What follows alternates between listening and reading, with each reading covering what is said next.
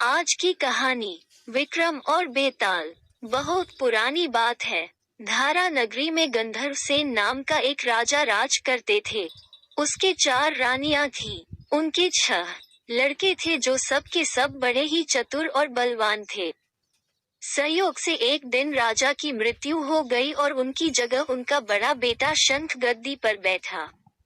उसने कुछ दिन राज किया, लेकिन छोटे भाई विक्रम ने उसे मार डाला और स्वयं राजा बन बैठा। उसका राज्य दिनों दिन बढ़ता गया और वह सारे जम्बूद्वीप का राजा बन बैठा। एक दिन उसके मन में आया कि उसे घूमकर सैर करनी चाहिए और जिन देशों के नाम उसने सुने हैं उन्हें देखना चाहिए। सो वह गद्दी अपने छोटे भाई भर्तृहरि को सौंपकर योगी बनकर राज्य से निकल पड़ा। उस नगर में एक ब्राह्मण तपस्या करता था। एक दिन देवता ने प्रसन्न होकर उसे एक फल दिया और कहा कि इसे जो भी खाएगा वह अमर हो जाएगा।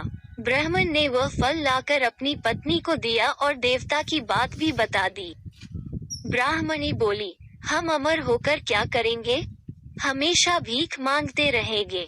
इससे तो मरना ही अच्छा है। तुम इस फल को ले जाकर राजा को दे आओ और बदले में कुछ धन ले आओ। ये सुनकर ब्राह्मण फल लेकर राजा भर्तृहरि के पास गया और सारा हाल कह सुनाया। भर्तृहरि ने फल ले लिया और ब्राह्मण को 1 लाख रुपये देकर विदा कर दिया। भर्तृहरि अपनी एक रानी को बहुत चाहता था। उसने महल में जाकर वह फल उसी को दे दिया। रानी की मित्रता शहर कोतवाल से थी। उसने वह फल कोतवाल को दे दिया। कोतवाल एक वेश्या के पास जाया करता था।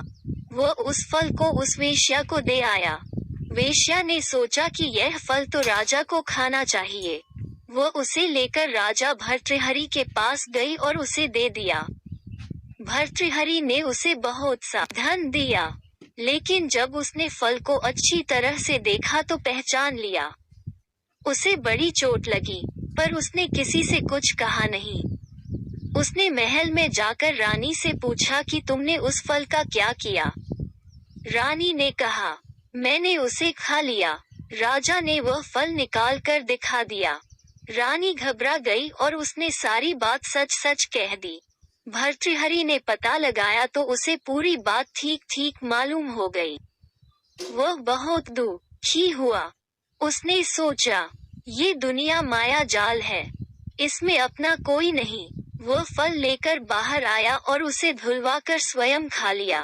फिर राजपाट छोड़ योगी का भेष बना जंगल में तपस्या करने चला गया। भर्तृहरि के जंगल में चले जाने से विक्रम की गद्दी सूनी हो गई। जब राजा इंद्र को यह समाचार मिला तो उन्होंने एक देव को धारा नगरी की रखवाली के लिए भेज दिया। वह रात दिन वहीं रहने लगा। भर्तृहरि के राजपाट छोड़कर वन में चले जाने की बात विक्रम को मालूम हुई तो वह लौटकर अपने देश में आया। आधी रात का समय था। जब वह नगर में घुसने लगा तो देव ने उसे रोका। राजा ने कहा, मैं विक्रम हूँ, यह मेरा राज है, तुम रोकने वाले कौन होते? देव बोला, मुझे राजा इंद्र ने इस नगर की चौकसी के लिए भेजा है। तुम सच्चे राजा विक्रम हो तो आओ, पहले मुझसे लड़ो। इन दोनों में लड़ाई हुई। राजा ने जरा सी देर में देव को पछाड़ दिया। तब देव बोला, हे राजन, तुमने मुझे हरा दिया, मैं तुम्हें जीवन दान देता हूँ।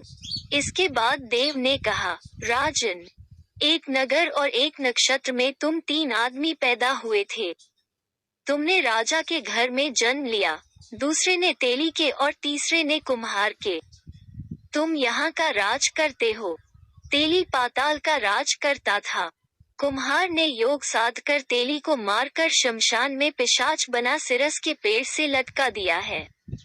अब वह तुम्हें मारने की फिराक में है, उससे सावधान रहना। इतना कहकर देव चला गया और राजा महल में आ गया। राजा को वापस आया देख सबको बड़ी खुशी हुई। नगर में आनंद मनाया गया। राजा फिर राज करने लगा। एक दिन की बात है कि शांतिशील नाम का एक योगी राजा के पास दरबार में आया और उसे एक फल देकर चला। गया। राजा को आशंका हुई कि देव ने जिस आदमी को बताया था, कहीं ये वही तो नहीं है। ये सोच उसने फल नहीं खाया, भंडारी को दे दिया। योगी आता और राजा को एक फल दे जाता। संयोग से एक दिन राजा अपना अस्तबल देखने गया था। योगी वहीं पहुंच और फल राजा के हाथ में दे दिया। राजा ने उसे उछाला तो वह हाथ से छूटकर धर पर गिर पड़ा। उसी समय एक बंदर ने झपटकर उसे उठा लिया और तोड़ डाला। उसमें से एक लाल निकला, जिसकी चमक से सबकी आंखें चौंधिया गईं। राजा को बड़ा अचरज हुआ। उसने योगी से पूछा, आप यह लाल मुझे रोज क्यों दे जाते हैं? योगी ने जवाब दिया, महाराज, राजा, गुरु, ज्योतिषी, वैद्य और बेटी, इनके घर कभी खाली हाथ नहीं जाना चाहिए। राजा ने भंडारी को बुलाकर पीछे के सब फल मंगवाए। तुड़वाने पर सब में से एक एक लाल निकला। इतने लाल देखकर राजा को बड़ा हर्ष हुआ। उसने जौहरी को बुलवाकर उनका मूल्य पूछा।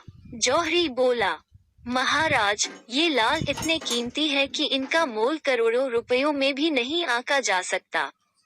एक एक लाल एक एक राज्य के बराबर है।